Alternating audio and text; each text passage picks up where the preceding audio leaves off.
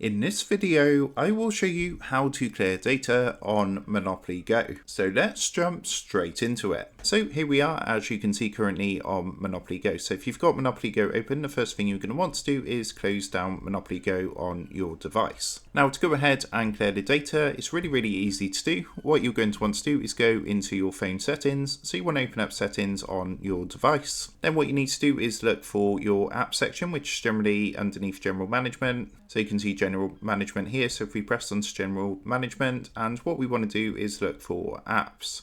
Now, if you can't see this, you can use this generally a search icon. So you can go ahead and search for apps. And on here, you want to go ahead and look for Monopoly Go. So you just want to scroll through the list, and this is in alphabetical order. So you just want to come down to M and look for Monopoly Go. As you can see, Monopoly Go is here, and then go ahead and press onto it to go into the app info screen. Next, what you need to do is just scroll down slightly until you see a section for storage, and then press onto storage. At this point, you will see at the bottom, you've got two options to clear cache and clear data. So to clear the data, all you need to do is simply press clear data. And what's going to happen is going to come up with a message saying all of this application's data will be deleted permanently. This includes all files, settings, accounts, databases, etc.